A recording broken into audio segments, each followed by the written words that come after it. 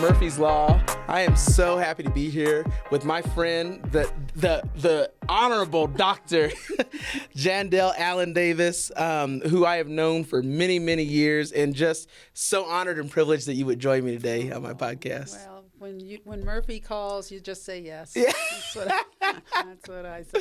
I love it. Well, Dr. Allen Davis has, just a rich history, not only in healthcare, but in leadership and all things just getting it done. Mm-hmm. And I'm just excited to kind of unpack all the things with you today. Okay. All right. So let's just start out. Tell us a little bit about you. Oh, goodness. Murphy, first of all, thank you for this invitation. And it's surreal to be sitting here sort of eye to eye, adult to adult, since I've known you since you were very tiny in the back seat of my car in carpool for Colorado Children's Corral. That's right. And then later at Colorado Academy. So this is just so special. I can't wait to tell our kids who you know so well. I'm going to tell you a little quick story tell you a little bit about myself. I was out at DIA getting a flight out a few months ago to something. And there's this man standing next to me who got a little close, like in your personal space. And so I wasn't repelled or anything, but I kind of looked at him and he just sort of said, "Oh, I'm sorry," and he backed up. And then we just got into this nice little chat for a couple minutes. And before I knew it, he had devolved the conversation into today's politics. And I just said, wow. he said something like, "You have a nice smile." And he said, "Yeah, it's just easier to smile and be kind," and blah, blah, blah. So we get on the train. He gets off at the A concourse, and he says, "Have a nice flight." And I said, "You too." And as I got off on the concourse B, I thought, so interesting, these chance encounters that you have with people. And then I thought, I wonder what he would have thought if he knew, like, who I was, not like who I am, who I was, but like what I do, what I do, and things. And so as I was walking up towards the escalator, I said, I would, if I were gonna have to like do my sort of bio or my story in titles, or what would you use? What are those words or titles? That's so good. I said, I'm a sister of 4 kids, oldest girl, second oldest child of 5. Wow. I'm an orphan. My father died when I was in high school at 17. My mother died probably now about 13 years ago. So I've joined the ranks of not having any parents alive. I'm a wife. Been married this June, 41 years. 41 years. Know. Ladies and gentlemen, listen to that. 41 years. I aspire. Tell me your secrets, because never go to bed angry and don't sweat the small stuff, and it's all small stuff. That's right. And the wife is always right. Oh, yeah. You forgot this, the small hint. Just say yes. Yeah, that's right. Say yes. I love it. Anyway, so wife of 41 years, met my husband in college at Dartmouth, and awesome. We've been together since 1979, so we've known each other a long, long time. I'm a mother of 2 folks, Jonathan, who's now 35, and Courtney, who's 38, which is very buff, by the way. And great kids who like us, and we still like them and love them, so I feel blessed that way. Good. I'm a physician. I have been a physician in June. I can't believe this number is about to fall out of my mouth, but 42 years. Oh, my goodness. 42 years Congratulations. Ago, I graduated from medical school, OB-GYN, and I practiced OB-GYN for 25 years. Wow. Including my residency. So it's kind of crazy to think how many grown people are walking this earth that you delivered. Had the opportunity to be in their lives at that sacred moment. That is something. I had that. That is something. I am a leader, physician leader. I transitioned in 2006 from pretty much full-time OB-GYN, and obviously lots of opportunities for leadership over those years, to full-time administrative work actually in 2009, but in 2006 backed away except for about initially 4 days a month and then 2 days a month when I was on the Permanente, part of Kaiser Permanente's executive medical team, and did, what did I do? I was the Associate Medical Director for External Relations. That's what I did, and partnered with a number of the functions on the health plan side. And from there, transitioned fully into all administrative medicine or administrative health care in 2009 on the Kaiser side as the vice president for our government external relations and eventually research as well. So there's two sides to Kaiser Permanente. Mm-hmm. It's not just There's one the organization. medical group side and the health plan side. Oh, wow. So I had interesting. that weird, which is still highly unusual, but at the time I think I was maybe the third physician in Kaiser's national history to leave the medical group and join the health plan. Oh, wow. So it's just a strange thing there. So physician leaders, and there's not a lot of us, but physician leader. I say that I'm an artist. I have this creative side that I discovered fairly late in life, and started as a quilter, and I do my quilting. Which are beautiful, by the way. You share some of them on social media, and I just love it. Oh, thank you. And now I'm whoever saw this coming, but a CEO of an internationally and nationally renowned neuro rehab. They won't let me deliver a baby in that hospital. I do not know what's wrong with them. But a neuro rehabilitation hospital that specializes in the rehab of folks who've sustained or acquired a spinal cord or a brain injury. Wow. And I hope more than anything else, I'm just a good friend. Absolutely. Someone who believes strongly in the importance of community and of lifting up communities in service to making the world a better place. Well, I think I can speak with authority, having known Dr. Allen Davis for, Jesus, at least, dare I say, over 30-some years. I was like, over 30 years. I'm like, oh, Jesus, I can't believe I said that out loud. I know. You're like, how did that happen? Exactly.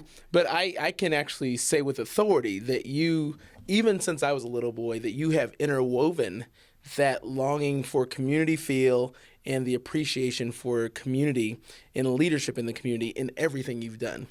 And I think that's really not unique in that it can't be done, but unique that you sustain that through all the things you've done. And I want to unpack that a little bit because I think that's part of your secret sauce. Let's start at, go back to medical school. Like, did you say, I'm going to be a doctor and I'm going to do all these things when I grow up? Or did it just kind of, what did that look like? That's a kind of cool question. I don't think I've ever been asked it quite that way. But where I was going to start, and then I will get there, is service. And public service and community service is literally part of my family of origin story. I love telling the story of my grandmother, she and her sister were twins. Oh, neat. And they worked for 30 years of the last part of their lives. They were born in 1901. I can't find information about their mother, and that's an issue with African Americans in terms of our records. But by 1910, they were living with relatives because their mother had died. By 1920, they were both they were domestics, as they were called. They were maids in folks' homes. But the last 30 years of their lives, they were maids at the Mayflower Hotel in Washington, D.C. Wow. In D.C., which is where my mother's family's from.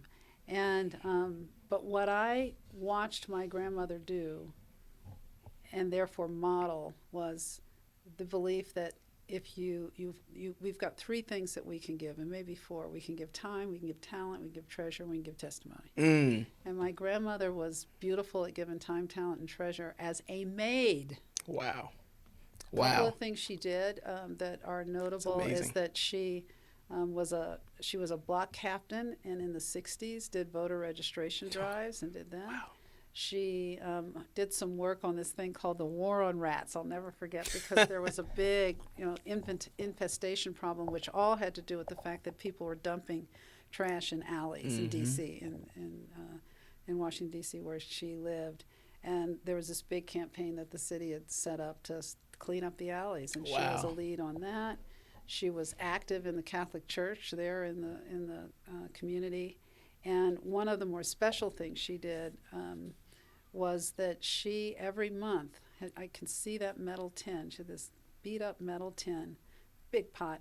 Then she would bake cookies, fill that thing to the brim, and took them to St. Elizabeth's, which was an asylum for those who were what we called then mentally challenged or mentally insane. But she did that every single month. And she didn't have a lot of money, so we have this sense that we don't understand what philanthropy or what volunteerism is. So I grew, and my mother was a Girl Scout troop leader. My aunt ran a summer camp.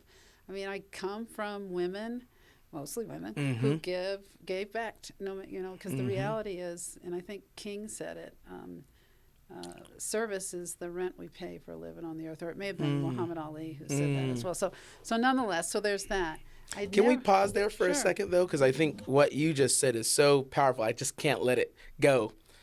Oftentimes in my leadership career, people have asked, Murphy, how do you ascend, to all the positions that you've had and all the titles and all the things? And one thing I've always said is the title means absolutely nothing. You can give me whatever title you want. It's about what you do and how you activate that counts.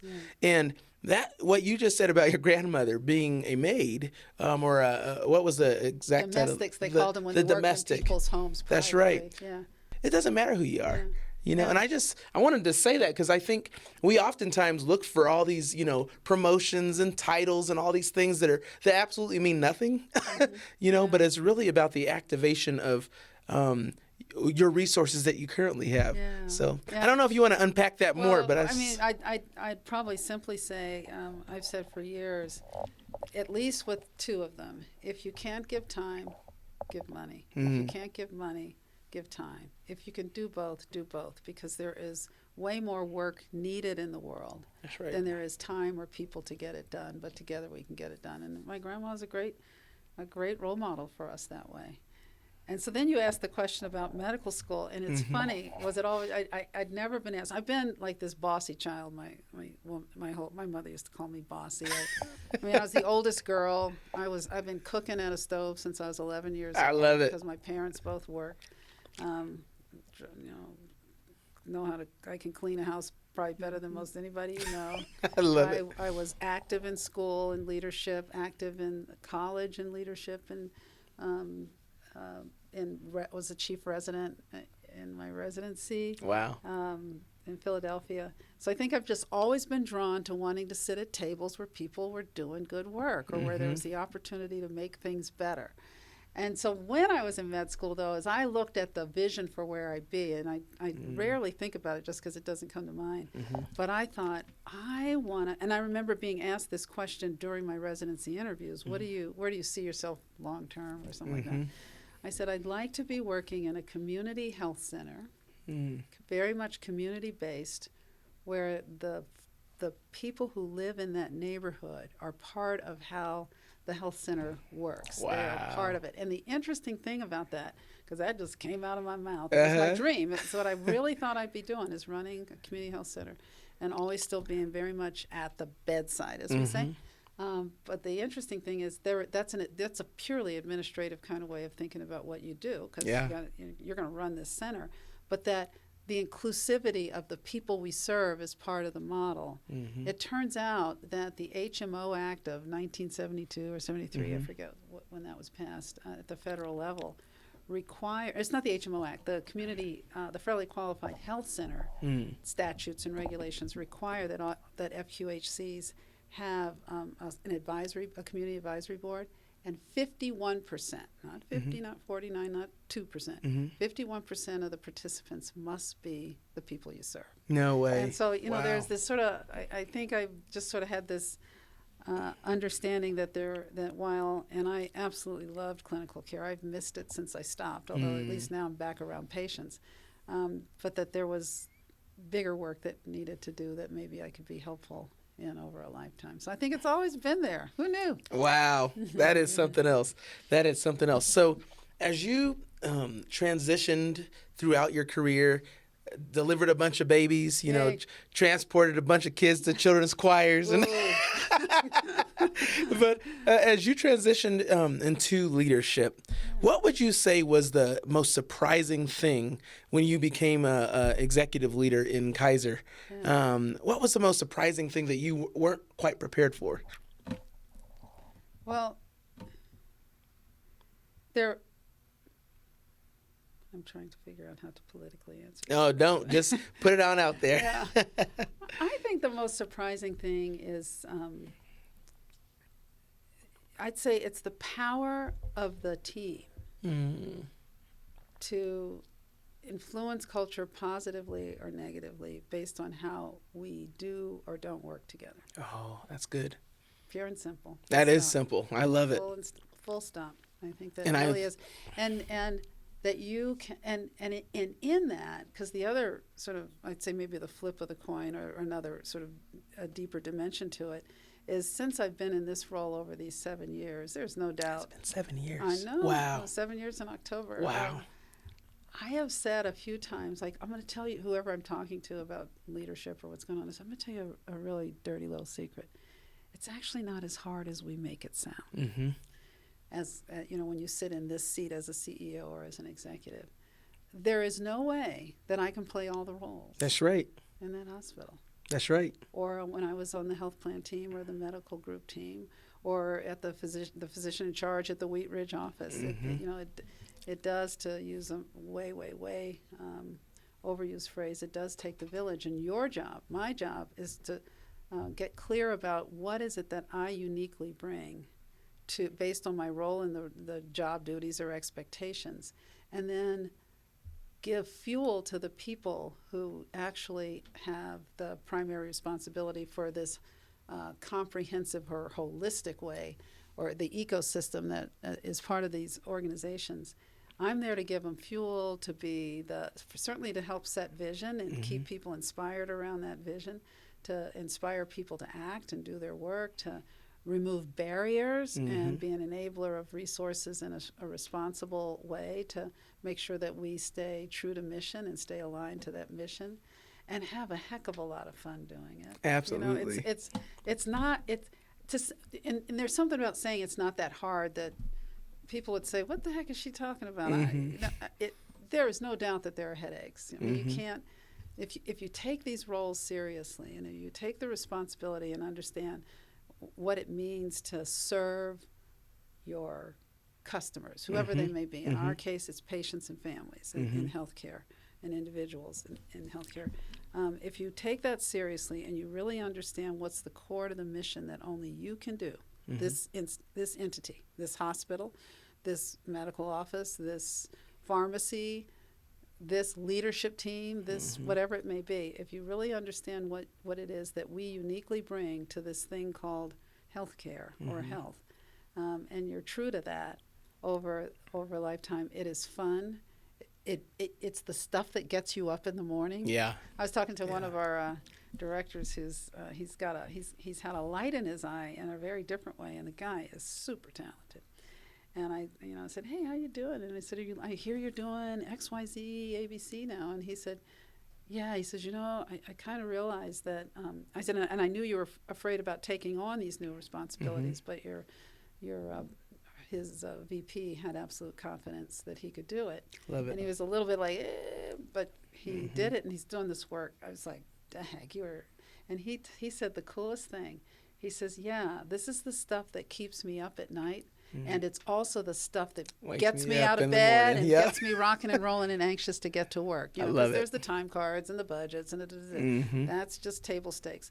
But it's that opportunity to be sitting at tables, solving problems. That's right. Doing good work. That's right. And tripping up sometimes and scraping your knees, but failing, what do they say, forward and fast. That's right. Getting up and getting back at it. That makes it fun. Well, speaking of failing up and failing fast, I want you to talk about the state of the healthcare system. And I really want to dive into Craig as well, but I think it's a good transition to healthcare today is challenging. And I think, what I see in healthcare as a non-physician is that, number one, costs are out of control. Number two, people are always unsure of what they're covered for and what they're not covered for. But number three, trust has eroded. And so, how unpack the state of healthcare from a physician and executive's perspective, and is there a way we get this back on track? Do you have a year? Just a few minutes. Oh, my soul, where to start? Well, one thing I would say, if you wanted to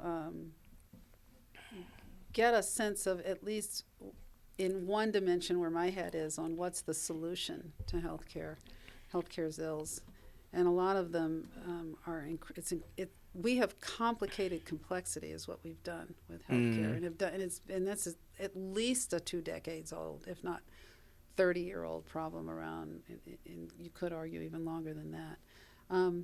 But I think you know, or may not know, I did a TED Talk. No, I didn't know that. That didn't come up in It did not come up in my thing, but I'm going to go watch it. So it's called The River of Health. Okay. Okay. And there's a metaphor that a medical sociologist coined some years ago. It took me a while to find it because I had always just heard the last phrase of this thing. But the long and short of it is that a man was standing by the side of a river, and he heard someone cry for help in the river. And he jumped in and saves this drowning man, brings him to shore, delivers artificial respiration and CPR, and brings him back. And just as this guy's coming back, he hears another help, help. Oh, and he wow. pulls that person out, does the same thing again. You get the drill. He does this a few times. And then there finally comes a point where he is so exhausted and near exhaustion, and that he stops for a minute and says, wait, who's throwing him in? Who's throwing him in? And so what I do in this thing is explore what's upriver in terms of the things that are both the problems in the healthcare system, but then also then turn it around and talk about what's the promise if we were to do some things differently. Ooh, I love it. So it's not a shameless plug. I think it's, and We're going to link that TED Talk right here. And by the way, I wasn't on the red dot by myself. Oh, wow. I had our educational theater Very program, nice. Kaiser Peeps, up there with me in 2013. Nice. Being my Nice. human PowerPoints. Which Oh, is I kinda love cool. it. It's kinda Oh, cool. I love that. But nonetheless, so there's health and there's health care. And it's been said for the longest that we don't have a healthcare system, we have a sick care system. That's right. And that's the pulling people out downstream.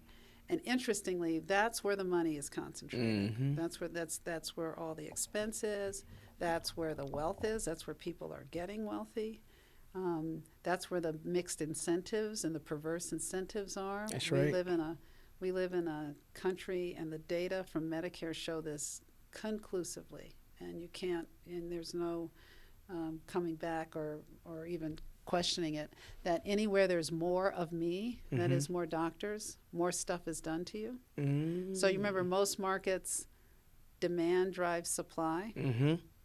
And in healthcare, supply drives demand. In healthcare, supply drives the demand. Yeah. Oh, wow. So we want it in typical markets, demand drives the supply. Here, the more of us there are, the supply side drives the demand, and I could even put it in air quotes, and that more is done to you. And we see that variation all over the country, depending on how people think about that. But where there are fewer of us, the interesting thing is not only is there less done to you, but the quality of care is higher and the cost of care is lower.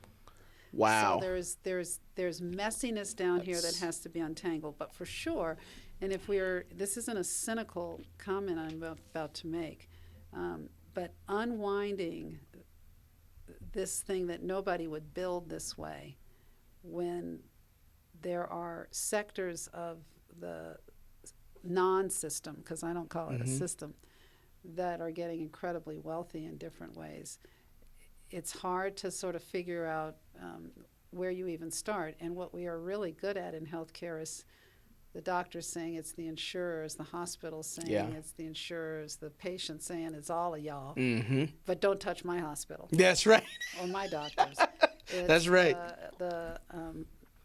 All of us or different people, it's pharma that's doing it, it's cost of drugs, it's this, it's that.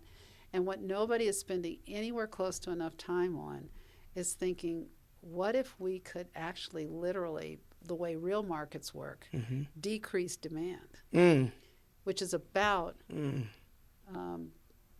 addressing preventable demand. That's right. That's right. I said there's health care and then there's health. Through really looking at health in all the dimensions that it is. Because health is this enabler of living a better life. And health isn't just about what I eat and what I drink and how I drive or how I exercise, but it's also a good job. That's right. It's safe neighborhoods. It's a good education. That's right. And we know the data. That's another one of those incontrovertible bits of data that show that those of us who have access to a good education and go on to finish college or post high school, have longer life expectancies, lower healthcare costs, et cetera, That's et right. cetera. And so it's really about creating economic opportunity. And one of the things that, in a much bigger way than we are, and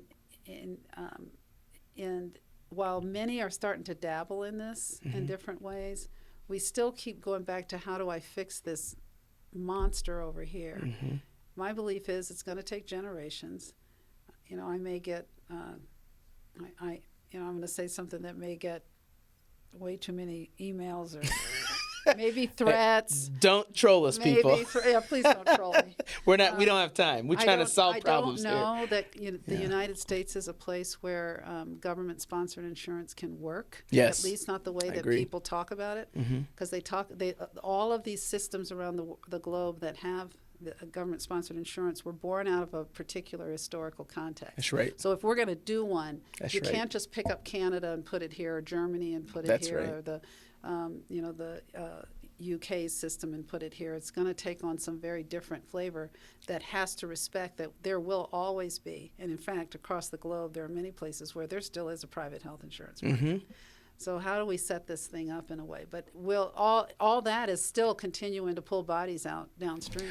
And if we could decrease that by thinking, and in fact, you were in government, and one of the things I learned this, I think, over time, watching how budgets were set by organizations. If you really want to change behavior, if you really want to change outcomes, put Health and Human Services and the Department of Education and in our case, healthcare policy and finance, put them all together. There's one budget. There's not. I love that idea. And I don't mean now that. you put them all together, but we're still in our silos. Nope. It's really thinking about through if the potential hypothesis is there some way of thinking about the interplay between economics or the economy and finances and education and community support the way we need it to be in some way, and violence and all the isms we have out there. We got a lot of isms. Yes, we do. If we were thinking about those, what programmatically would we do together and stop piddling over budgets? That's and could right. that drive a different outcome? I mean, literally, it would be it would be interesting to run some models to see, because you can do those these days with AI. That's run right. some models to see what's possible. But I do believe that, and I do believe that we've got to take a lot of this money that's sitting down in the healthcare system, assuming, and it is a big assumption, but I think it's the right assumption that none of us go in here. Trust me, I don't get up in the morning and go to work saying, let me see who I can piss off or kill. That's right. Right? That's right. not how it works. That's right. That's not how it works. So if that's the case, what are the big bets that we who work downstream in the healthcare non-system might want to make in terms of investments we're going to literally pull out of the trillions of dollars that are sitting in healthcare, and we're going to go upstream and do some serious work. That's right. Is I think how it can be done.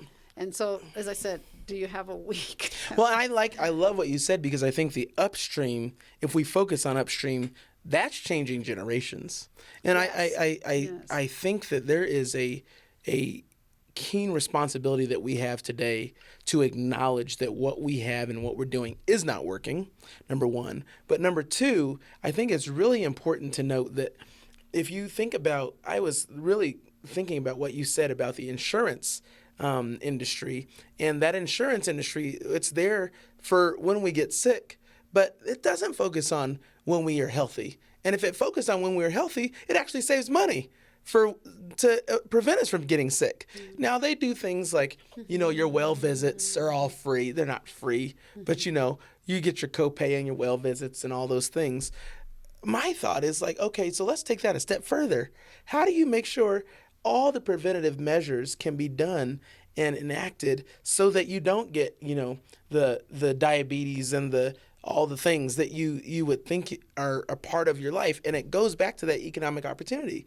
I have been talking to my family a lot lately about health, because like every family, we've seen the diabetes, we've seen the high blood pressure.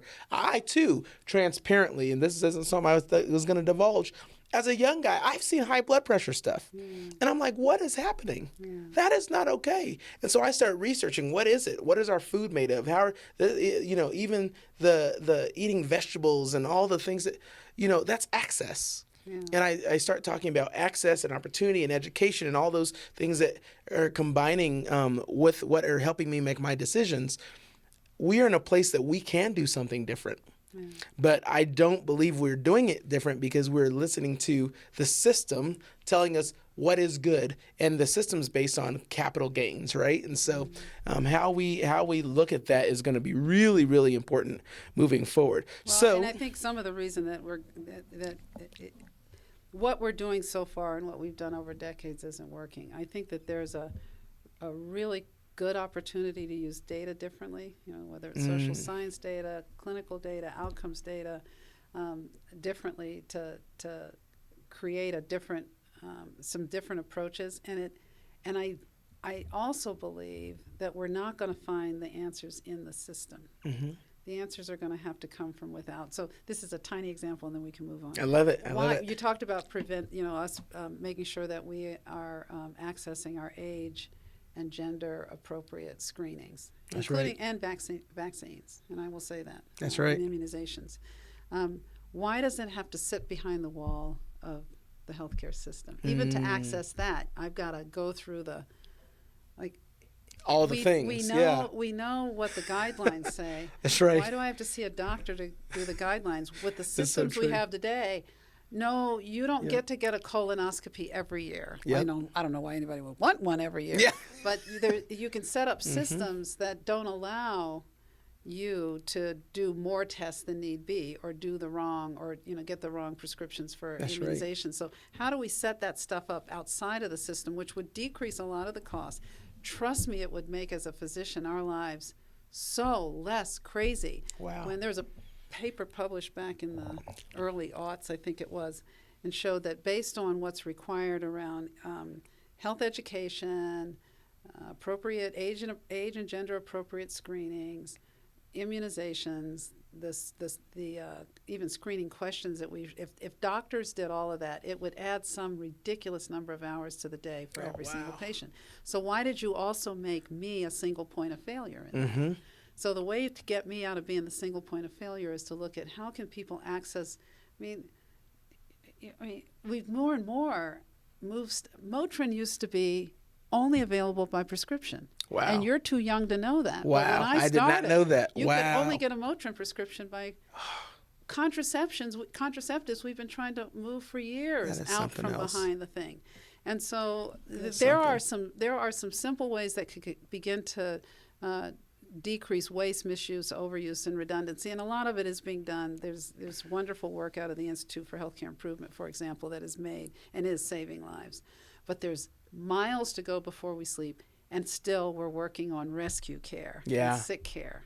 We got to do this other work. Absolutely. And that's the gnarly. I mean, everything I've said, you could take this entire discussion and take healthcare out and put education in, and it's the same issues. It's not about more, for example, pouring and dumping way more money into the schools. What are the upstream things that allow a kid to come to school ready to learn, and a teacher really ready to dig in and have the ability to teach? It's the same thing. What do I need to be able, as a physician or a provider, to come in ready to rock and roll? And for those patients who do need care, to super engage in what the care is, because we've focused on other things. You can see I'm passionate about this. I love it.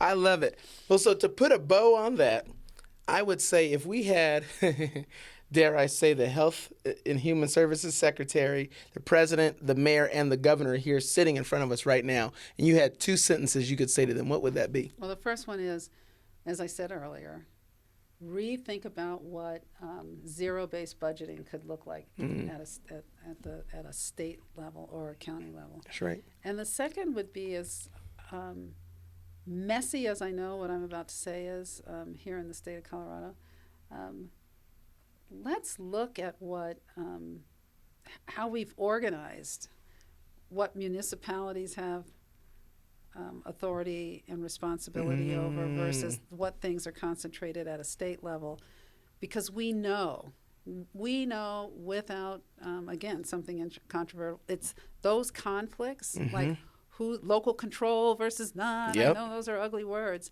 How do we get through this so that it's not a patchwork of how these services are delivered, even within governments? That's right. Within city governments, or let alone at a state level. Yeah. So work on those two things. Get some guys and girls in the back room and tell them you don't get to come out until you come up with some great solutions to this that are going to take, we know, legislation, propositions, initiatives, you name it, all sorts of stuff, and isn't done quickly. That's right. And so patience and persistence is also important. You know, one of my biggest mentors who taught me a lot about business, Charlie Gallagher, who I've mentioned on a number of podcasts. I love Charlie. Charlie has been like a grandfather to me since I was a little boy. Really? He has. And one thing he taught me in business, and I said this in a previous podcast, actually it had to do with testing, the testing center sites. When I was charged by Mayor Hancock to put those sites up, I didn't know what I was doing, and I wasn't a doctor, nor was I a physician, nor was any of that. So I didn't know the first thing about testing, and I called Charlie and I said, what would you do? How would you do this? And Charlie laughed at me, and then he said, hey, Murphy, if you don't know your diamonds, know your jewelers. And so I say that because what we have right here is a jeweler, ladies and gentlemen. We have a jeweler in healthcare, and I think I would offer that to all of our leaders, whether you're the governor, you're the mayor, you're the president. We have a lot of good people who have really good ideas who we need to activate to help change this system. Don't take yourself too serious. Activate these people. Let Dr. Jandel Allen Davis, who's done this for 40 years, come in and help activate what we can do differently, because that's how we're going to change and make progress in America. That's my patriotic music was playing in the background. That's right. The one thing I'd say, and don't think that Jandel Allen Davis has all the answers. That's and right. I think that's the other thing all of us as leaders or people who are intent on trying to solve problems need to do is check our titles at the door. That's right. Recognize that there's force multipliers when we can all get together and check our egos. Don't believe that your answer is the right one, and for sure don't think that there's one answer. That's right. Because there's not. Oh, it's so true. It's so true. So talk a little bit about Craig. And so what you just saw there is something I have seen from Dr. Allen Davis since literally she started. And you always had a smile on your face, right. But the way she lights up about Craig Hospital, I understand. So you actually probably don't realize this, but before you got to Craig, I was the deputy city manager of Englewood.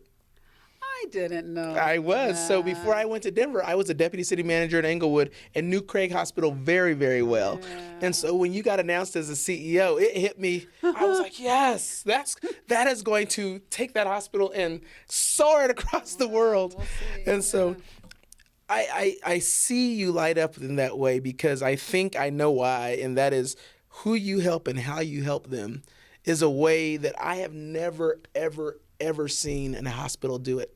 And I got a personal story on that. One of my cousin's best friends had a traumatic brain injury, and he got to go to Craig. And I didn't call you because I wanted to see by myself what that care looked like, because you hear about it, but I wanted to know without calling the CEO and saying, hey, this is my friend. Yeah. I wanted to see what that looked like. And let me tell you, it was amazing. And it's not just the care itself, but the intentionality behind the care and the ability for someone to come in and feel supported. And it's not just the patient, but it's their entire community around them. That was unique in a way that I never experienced. And this was outside of me knowing about Craig and all. Mm-hmm. I was just a guy, and coming to visit the one time I went to visit, but hearing his experience at Craig. The man's walking today. They said he would never walk again. He's walking, and doing his thing today as though nothing ever happened. Seriously. Yeah. And I give you guys so much credit. So talk about Craig. Oh my gosh. Talk about what you do. My eyes do light up every single Yeah. time. Actually, I'll tell you, just right after I was recruited to this role, I would never Wow. have said, "Oh yes, I think I'm going to go run Craig Hospital. I'm going to apply for that job." I was recruited, and it's like, you think I should? And here we are, 7+ years later, and Wow. it's wonderful. I remember one night walking out. I think it's just sort of, it's in my DNA now, but I used to be very intentionally say as I was walking to my car, "Dear Lord, please take care of my sweet little hospital tonight. Keep her safe while I'm Ooh, see, I going love home." that. I love it. But what I said is, I think my opportunity to come and serve Craig in whatever way I can is God's way of giving me something for being a good person. Oh, that's my awesome. present for being a good person, hopefully That's living a awesome. decent life. But Craig Hospital, for those who don't know, is a nationally and internationally renowned neuro rehabilitation hospital for persons who've acquired or sustained a traumatic or acquired brain injury or a spinal cord injury. And what I say, and it's interesting the way you described and hearing even your connections through two different ways, first in city government and then obviously your friend, and I'm glad he's doing well. Me too. Is I have said countless times, I think it comes up at least once a week, that if, back to our earlier conversation, and now downstream in the system or the non-system, if all of healthcare functioned that way, it would be more affordable. The quality would be higher. It would be safer. And the care experience, which we know is a hot mess, Yes. would be so much better for everybody served. Wow. So I think that model, and I could talk about it in a few dimensions, there's literally the structural model that's been set up around how care is delivered and how we serve our patients, and not just the folks who are literally, to use the in air quotes, at the bedside folks, but I call ourselves the backup singers. Yeah. The folks in the business office and the folks who are part of the admissions team, who I actually do consider part of the care team, the business development folks, all, the folks who keep the lights on and do all the things that support that care that happens for patients. There's an alignment to the mission that I've never seen anywhere in 42 years. Wow. And I think it's not just, there's something structurally around what we've done, but I think that mission, I said a few times when I was interviewing back in the day, you don't find these jobs find you. And that place functions like I tried to practice my whole career, where the patient literally is at the center of all we do.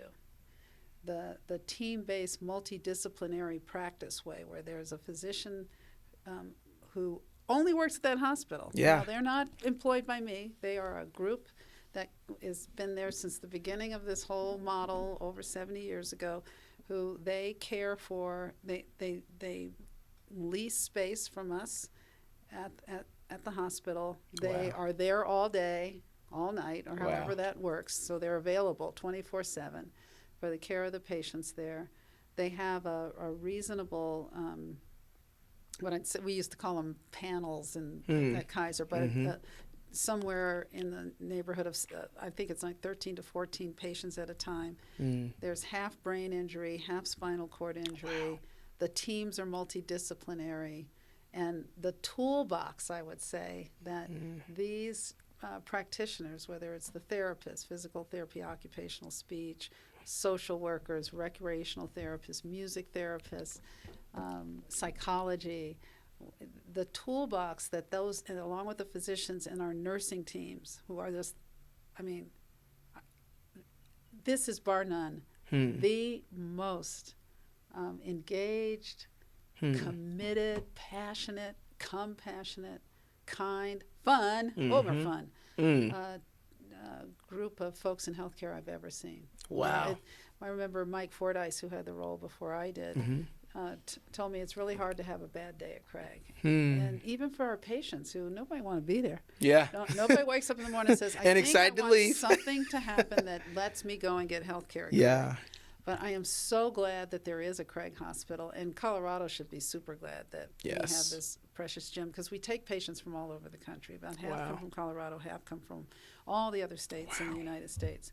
But, I can say all those, and we have a foundation. We have the Craig Foundation. We have over 5,000 donors who so believe in our mission that they give, anywhere from 2 figures to 1 figure to 6 figures to 7 figures gifts to support the work that we do. And I believe in what we do. And what that Thank you, donors. Keep doing that, please. I really think. That enables us to think about the rehabilitation of the families and the patients and their loved ones that we care for in a holistic way. Because the reality is, and this is what got me jazzed about this job, these are people who woke up with one reality and went to bed with a very different one. Wow. You can't see these things coming for the most part. They're traumatic. They are as catastrophic and sort of disruptive to a life and the rhythm to your of whole things, family's lives, and your work and your friends and your community. The ripples are huge, and I know it takes special people to do this work. It's not for everybody to do this kind of work, but I think that's why these jobs find the people. I mean, there are people who come and realize no. Sometimes there are people who come and we realize no. That's just the nature of employment. That's right. But for the most part, these are some of the most purpose-driven team members, whether you're in direct patient care or not. And there's this way that everybody understands their role without me ever saying. I don't have to say to our incredible environmental services team, never seen a hospital as clean as this hospital. Wow. And as shiny and as beautiful, and people who care so much are committed to it. I've never had to say, here is why an aesthetically pleasing, clean, safe hospital is important to the outcomes that we achieve for our patients, or why it's important to me as an employee who comes into a place that's beautiful and clean. I've never had to say it. There's just something that they know around what is that we something? It's that we understand that and some of this is talked about, but there's this way that I think people understand that the only way you're going to make your way through this really tough period, some would say this dark period, is if you are surrounded by a team, and in our case it's 1,100 employees, who care about you in a way that doesn't happen in other healthcare settings. That's right. Because you need the distractions out of the way so you and your family can focus on the rehabilitative aspects, which are all about independence and getting back out there and living the best life you can differently. And we got a lot of work to do around what it looks like in communities. That's for another day. Yeah. But the reality is we say that to patients, and we know that the services that are needed, and I don't just mean healthcare, to actually really live out that promise of you can do everything you used to just differently, is going to take a big lift of some work that I am anxious for us to dig into alongside a ton of other partners. But that's kind of a cool story for maybe another day. Yeah, I love it. But what Craig is about when you net it out is hope. There's I say there's a relaxing of the. I mean, imagine. I also say the patient figures out what happened to them some weeks after the family does. Wow. Right? Because these accidents happen. They're in an ICU, often intubated, certainly in some other sort of state of consciousness. But the family is traumatized immediately. Wow.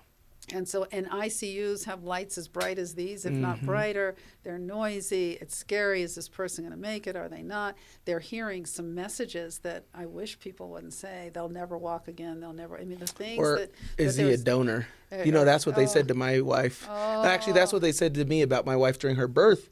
Her folks came, her doctors came into me, after my wife gave birth, and instead of being nice and all the things you're supposed to do to a brand new father that was holding a baby, they said, "Hey, so your wife's organs aren't doing well. Is she a donor?" Oh goodness. But so I have been there. I know what you're talking about. And so there's this relaxing of shoulders, and in some cases it's the first night that people feel safe going and sleeping in our housing. They've been at that bedside the whole time just to sadly in some ways protect but also advocate for their loved ones, which isn't how healthcare should work. That's right. So there's the structural parts, but when I net it out, I'm surrounded by 1,100 people who deeply, deeply care about what they get to do. Wow. And if you keep that part, and we've got the engagement scores on our employee sat surveys to show it, if we can keep that front and center, that this is a place where I am not going to get in your business as the CEO. I always tell people who say, oh, this is a wonderful place. The tone at the top must be blah, blah, blah. The patients who will tell me that. I say, my job is to keep those lights on.